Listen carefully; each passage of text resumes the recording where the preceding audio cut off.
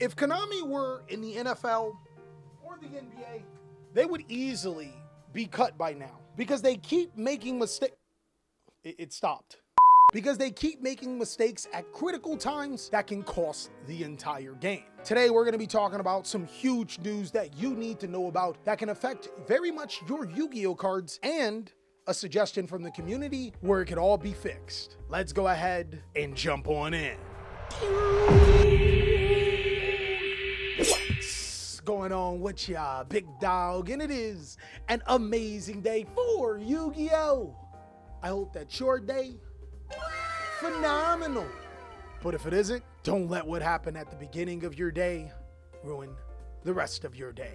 So there is some pretty big news that I want to talk to you guys about. Supreme Darkness is literally 1 day old and there's already some erratas in Yu-Gi-Oh drama. Just in case if you guys were trying to play Primite or Blue Eyes or any deck involving Primite, I want to tell you about the text change to Primite Dragon Ether Burrow. If you look in the text on your card, you will see that Primite Dragon says during the standby phase, meaning that it'll be able to add itself to the hand during any given standby phase. The text update here is during your standby phase. If you have a normal monster in your graveyard or field, you can add this card from your graveyard to the hand. This does make Primite Dragon Ether Barrel a lot weaker of a card, and it does match up with the OCG translation of the card. So you'd probably think that this isn't a problem. It is a problem. This particular situation actually had me excited when it came to Yu-Gi-Oh! I thought that just maybe Konami thought that we had two separate card games, with the OCG having cards like Maxi in a completely different ban list and the TCG being 3 months behind. You would actually have an opportunity where we could have something like patch updates for the TCG. Basically what I'm saying, if you guys have played any competitive video game, when something is a little too weak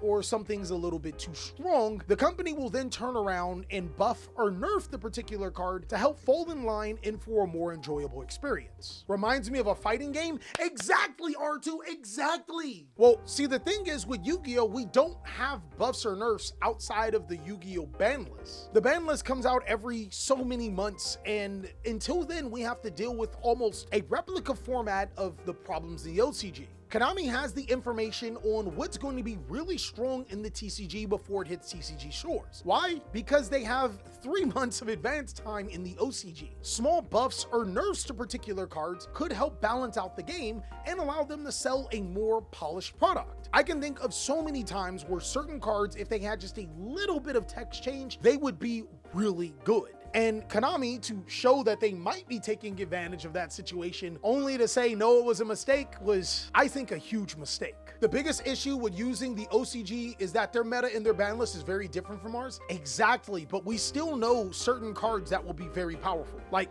Fiendsmith translated from the OCG directly to the TCG, and everyone knew it. It helps with the diversity of cards being used. Crazily enough, that's exactly what would be the goal. And to be honest, it doesn't even make sense from like a financial side of things. I want you guys to genuinely sit there and think about it. Let's take Supreme Darkness, right? What if they changed a couple of card text on Gladiator, Beast, and Heroes to make them at least regional competitive Yu-Gi-Oh decks? That would in theory make Supreme Darkness a better set, which would in theory allow them to sell more Supreme Darkness. This is just big brain. I literally made a video talking about how you should not buy Supreme Darkness for competitive players because it's a trash set for them. This errata would erase all those types of videos. Nah, you're thinking too far ahead of the game, my friend. What you mean, determination? It's also to note that Konami has done erratas before in the past. Cards like Crush Card Virus, which were bannable Yu-Gi-Oh cards, were changed to be strong Yu-Gi-Oh cards. It was actually very strong at the time, even when it's errata, but not overbearing. I mean, whatever it does to make the set sell more, I suppose, but what difference does it make? Oh, Ultron, my friend. See, the thing that I've learned about video games in my inconsequential number of hours of playing Overwatch is that it doesn't necessarily need to be great. It just needs to give us hope. And let me go to my geek days a little bit. I'm a Sombra and Doomfist main. All of the changes that they've made to Sombra and Doomfist to benefit or nerf the particular situation, let me know how strong or how useless the card was, which ultimately led me to more experimenting, which led me to buy more skins, which led me to play the game even more. The thing about video games or card games in general is that when things stay static, players get less interested. But if you make slight changes to keep their interest, they'll be more invested.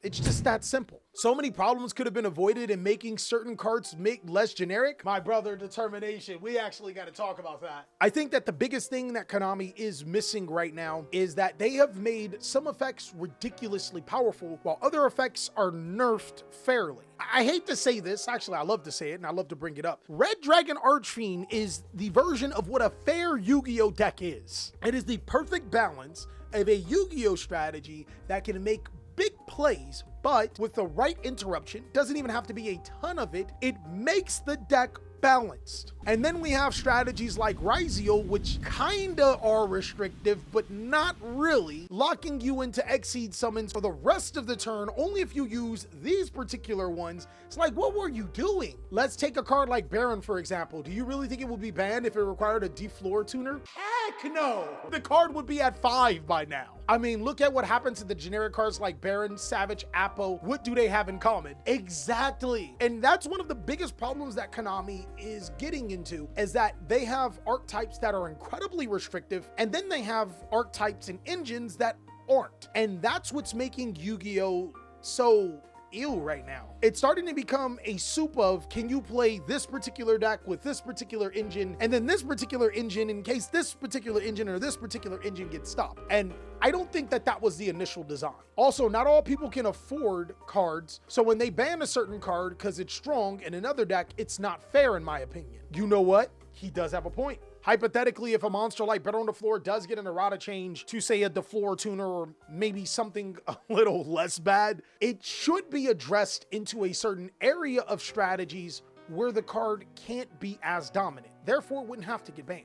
BS, the original Kaiba and Yugi decks were both piles? HM Power, I think you're missing the point. During that time, Yu-Gi-Oh was all about just playing monsters together, but over the course of the years, GX and forward, archetypes have came into play, and it was supposed to be a restrictive tool that Konami used so you don't play all of the great generic cards together. You guys remember back in the day where every deck had Delinquent Duo, Heavy Storm, Premature Burial, Jinzo, stuff like that?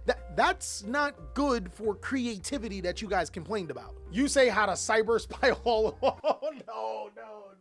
And I don't think that there's anything wrong with pile decks like a plant pile or a cyberse pile, but when those particular strategies start to play more generic cards or have access to those cards, that's where it starts to be a problem. Like, never once did I think I ever heard someone say, oh, that plant deck is broken. I don't think I've ever heard it. It's good, yeah, but its restrictions keep it in check, and that's what's most important right now. Remember when Snake Eyes played all generic cards to make Unbreakable Board? That's what Yu-Gi-Oh has been about for the last few years. Finding the best generic cards and playing those generic cards inside of your deck to make it stronger. There was a point in time in Yu-Gi-Oh had a meta where every deck was DPE, an adventure engine, and it wasn't very optimal for enjoyment. That's exactly what we're getting to. Konami had a prime opportunity to either release cards that have more restrictive effects, or they can change some of the effects just slightly to make them more restrictive and not so pile-ish. Because we know from history's perspective, unless we're talking about Yu-Gi-Oh times where no archetypes existed, those are not necessarily good formats. I'm not saying that generic Yu-Gi-Oh cards shouldn't be in the game. I'm saying that they create a situation where players strive to just play those generic Yu-Gi-Oh cards and use the strategies that allow them to do it as fast as possible, which in turn makes the game boring. I know that some people don't like erratas because it's the, what do they say, chat? That's not what the original card was. It was better like this. It brings the nostalgia in the game. Shut up. No solution doesn't present its own set of problems, but I think that's what it takes to make Yu-Gi-Oh a more enjoyable game. If strategies are brought down to Red Dragon Archfiend types of power, heck, even Fire King types of power, without the use of other generic engines, I'm confident we would have a more balanced Yu-Gi-Oh meta. And Konami is sorely missing the mark there. It's not like they can't just errata the card again and sell us the errata in another rarity collection set. Holy crap, chat, I think I just made them a lot of money. Imagine every year they release a rarity collection set with erratas of cards that makes them stronger or a little bit weaker. It's like their natural text update. And most OCD people will try to get the latest errata version. Heck, look, chat, think about it. They could even make it like a rotation. God damn it, I'm cooked. A rotation, chat. everything goes back to the rotation. Because my next line was thinking about, what if they just put a year on those cards, like 2023, 2024? That's the effect for that.